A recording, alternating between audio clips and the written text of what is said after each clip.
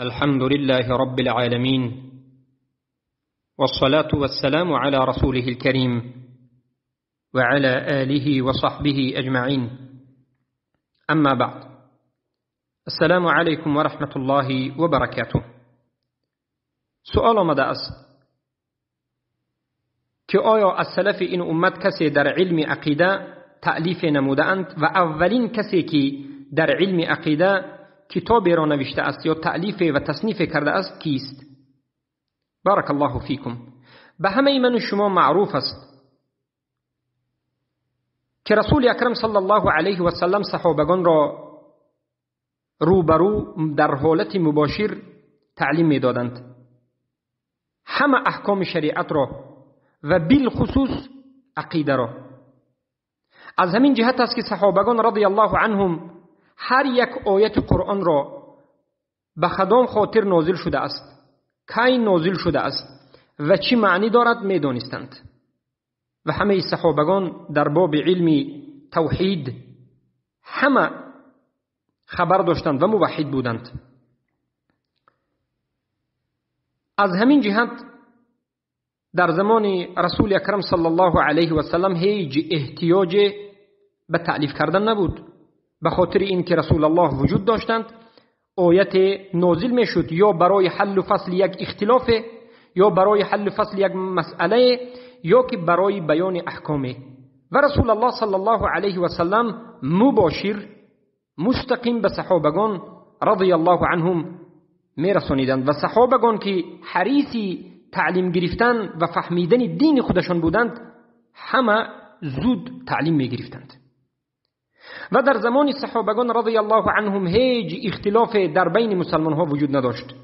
همه در یک عقیده، همه در یک منهج، همه در یک راه که ذره اختلاف وجود نداشت. همه موحد. الله اکبر.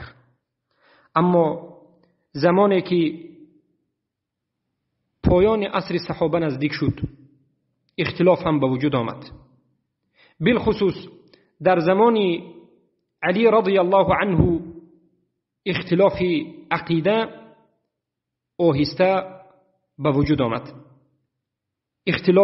اولین اختلافی که به وجود آمده است اگر نظر بکنیم، این اختلاف خوارج ها بود که خروج کردند به حضرت عثمان، اما در زمان حضرت علی به خود یک اعتقاد جدید را تأسیس دادند و یک گروهی علاهیده نشأت یافت، تأسیس یافت، به وجود آمد که به گناه کبیره تکفیر میکردند.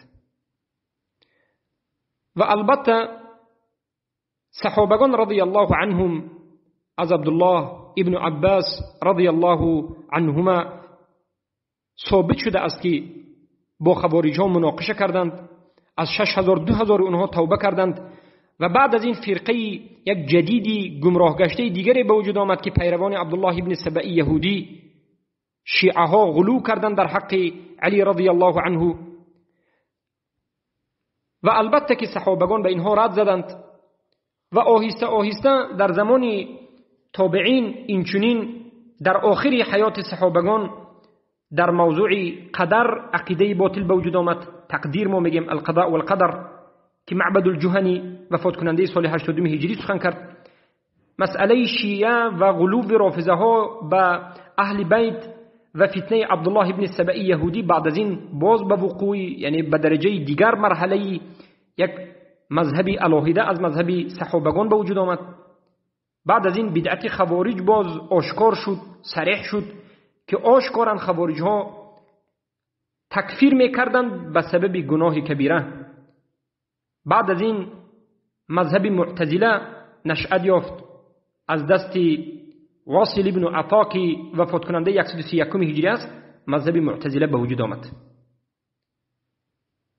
و انا همین انسان کتاب تأسیس کرد، نوشت، بگویم تألیف نمود در مسائل عقیده که مخالفی صحابگان و تابعین بود. و بعد از این البته عقیده های باطل دیگر آهسته آهسته به وجود آمدند. اما اولین کسی که از سلف این امت کتاب نوشته اند این امام زهری تابعین رحمه الله هستند، یکی از کبار تابعین. چرا به کتاب نوشتن شروع کردند؟ بعد از این همه فرقه های باطلی که به شما بیان کردیم ظهور کرد، در بین مردم عقیده های باطل پهن شد که این عقیده ها مخالف عقیده صحابگان تابعین و اجماع آنها بود. علما از امت اسلام از تابعین ضرور دانستند که مقابل این عقیده البته مبارزه برند. مبارزه فقط به سخن کردن کافی نبود، زیرا که اهل بدعت آهسته عقیده هاشان را می نوشتند. پس علمای اهل سنت و جماعت از سلف این امت برای انکار اهل بدعت و عقیده های باطل و برای بیان کردن عقیده حق کتاب را نوشتن را ضرور دانستند و اولین کسی که خیلی گفتیم نوشت امام زهری بود. و بعد از این علما میگند اولین کسی که بعد از این نوشت امام مالک رحمه الله بود که در کتاب ببینید امام مالک کتاب موطع حدیثی باب مخصوصی را در باب توحید ذکر کردند. در درون کتاب حدیث موطع امام مالک باب مخصوصی را در باب توحید ذکر کردند و علاهده توحید را بیان کردند. و اما اولین کسی که کتاب را به صورت بیان عقیده اهل سنت و رد به اهل بدعت نوشته است این ابو حنیفه نعمان ابن ثابت رحمه الله است که وفات کننده 150 هجری. البته از ابو حنیفه ابو مطیع حکم ابن عبدالله البلخی روایت کرده است. بعضی از انسان ها روایت میکنند که از ابو حنیفه فرزندشون حماد ابن ابو حنیفه روایت کرده است این کتاب فقه اکبر را. و همین کتاب فقه اکبر کتاب است که سلف این امت ابو حنیفه در بیان عقیده صحابگان تابعین و رد بر عقیده جهمی ها و معتزله ها و قدری ها و شیعه ها نوشتند. و البته این کتاب از 5 باب عبارت است. باب اول از قدر، باب دوم و سوم از اراده و مشیت الله بیان میکند و باب چهارم رد بر خوارج هایی که تکفیر میکنند به گناه و باب پنجم در باب ایمان بیان شده است. و این چنین در آخر این کتاب و در بینهایش میبینید حدیث های از باب اسما و صفات را ذکر کردند. فطرت، باب عصمت انبیا و مکانه صحابه در این بابهای عقیدوی نیز صحبت کردند. از همین جهت هر کسی بگوید که اولین نویسنده کتاب از جانب هم رد و هم بیان عقیده اهل سنت و جماعت در باب توحید و عقیده این ابو حنیفه رحمه الله بود، هیچ خطایی نکرده است. پس امام زهری، ابو حنیفه، امام مالک در این مسئله همچون متقدمین و سلف این امت اولین شده کتاب را نوشتند. پس سوال اینجاست که آیا نوشتن کتاب‌هایی که در باب عقیده نوشته شده است که در زمان صحابه نوشته شده نبود و در زمان تابعین نوشته شده است این بدعت است؟ البته که بدعت نیست. و هر کسی که نوشته های تابعین را که در باب عقیده نوشته اند بدعت میگوید خودش البته که در این باب گمراه گشته و بدعت کرده است. زیرا این از مصلحه است، مصلحه راجح است، از باب مصلحه راجح است که زمان اهل بدعت منتشر شدند و همه از نوشتن و خواندن که با خبر شدند، اکثر مردم که با خبر بودند بهترین راه برای نشر دین و برای رد زدن به اهل بدعت و پیشگیری از فتنه عقیدوی این تألیف نمودن بود، تألیف کردن. از همین جهت است که تابعین امام زهری تألیف نمودند و بعد از اون کس تابعین بعضی از علما میگند و بعضی از علمای دیگر تبع تابعین میگند. قول راجح والله علم تبع تابعین ابو حنیفه کتاب فقه اکبر را نوشتند و بعد از این آهسته آهسته دیگر از علما کتاب‌های عقیدوی را نوشتند و یکی از اونها که 197 هجری وفات کردند، ابن وهب رحمه الله، که یک کتاب مخصوصی را در باب قدر گذاشتند. اما به روش محدثین، یعنی کتابی را مخصوص در باب قدر و تمام حدیثایی که در باب قضا و قدر است وارد کردند. و بعضی از علما میگند امام شافعی هم در این باب کتاب نوشتند، وفات کننده 204 هجری. و اینچنین اولین کسی که در باب ایمان، فقط خاص در باب ایمان کتاب نویست از سلف این امت، از قرون مفضله تبع التابعین، این ابی عبید قاسم ابن السلام است رحمه الله، وفات کننده 224 هجری، یعنی قرون مفضله. رسول اکرم صلی الله علیه و سلم گفتند خیر القرون قرنی ثم الذين يلونهم ثم الذين يلونهم، بهترین قرن 100 ساله من و بعد از این 100 ساله دوم و بعد از این 100 ساله سوم. قاسم ابن السلام سلف این امت در عصر 3 وفات کننده بگیم 224 هجری، عصر 2 و عصر 3 زندگی کرده اند، در باب ایمان کتاب می نویسند.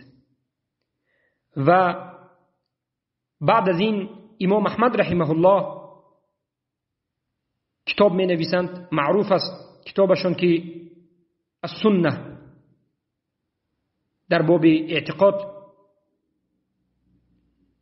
در زمان امام احمد ابن حنبل فرزندشون می نویسند و اینچنین در زمان امام احمد ابن حنبل کتابی به نام سنه بینان مشهور شده بود، یا که کتاب سنه لابن ابی شیبه رحمه الله، قرون مفضله عصر 2 و 3 زندگی کردند، 235 هجری وفات کردند.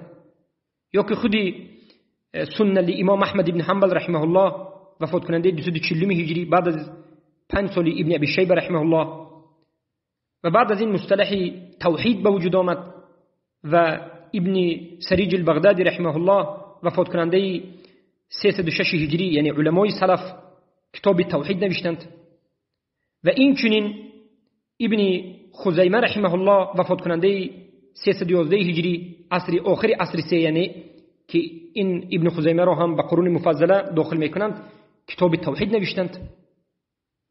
و البته که الدارمی رحمه الله رد زدن به جهمی ها، حتی معروف به رد زدن بود. در آخر عصر 3، یعنی از علمای قرون مفضله، الرد علی الجهمیه، رد به جهمی ها. پس این همه علما بارک الله فیکم از علمای سلف هستند. ما اعتقاد داریم که علمای سلف هر کاری که کردند، کار اونها وقتی که مخالف به شریعت نباشد، وقتی که در بیان حق باشد و با یگان راه و یگان وسیله حق را بیان کرده و بدعت را و کفر شرک را رد کرده باشند، این عملی است که ما باید پیروی بکنیم. پس سلف امت کتاب را تألیف دادند و این بدعت نیست و این بهترین عمل است و این مصلحه و راجحه، مصلحه راجحه است. اما اشعری ها و ماتریدی ها این گمراه گشته ها میگن که اولین کسی که در باب عقیده و توحید کتاب نوشته است این ابوالحسن الاشعری، وفات کننده 324 هجری است. البته که این غلط است، چه خیلی که گفتیم پیش از این کس، پیش از ابوالحسن الاشعری امام زهری و امام ابو حنیفه، مالک، الدارمی، قاسم ابن السلام و دیگر از علمای زیاده از سلف این امت نوشتند. و این چنین ماتریدی ها میگن که اولین کسی که در باب عقیده نوشت ابو منصور ماتریدی است، وفات کننده 333 هجری. البته این غلط است، بلکه ابو منصور ماتریدی و ابوالحسن الاشعری هر دوی اینها همچون جهمی در زمانشان شناخته شده و بسیار علمای بعد از این که ابوالحسن الاشعری و ابو منصور ماتریدی مشهور شد به اینها رد زدند، همچون جهمی، الرد علی الجهمی گفته، مقصدشون اشعری و ماتریدی بود که بعد از این رد زدند. اما رد دارمی به جهمی ها خاص به جهم ابن صفوان بود. پس با همین فهمیده می شود که نوشتن کتاب های عقیده در زمان تابعین و تبع التابعین وجود داشت، هم از جهت بیان عقیده و هم از جهت رد به اهل بدعت. بارک الله فیکم و حیاکم الله بیاکم. و هر کسی که نوشتن کتاب های عقیده و موضوع علم عقیده را یک موضوع سبحان الله بدعتی میگد، او خودش گمراه گشته و از حقیقت علم خبری ندارد. بارک الله فیکم.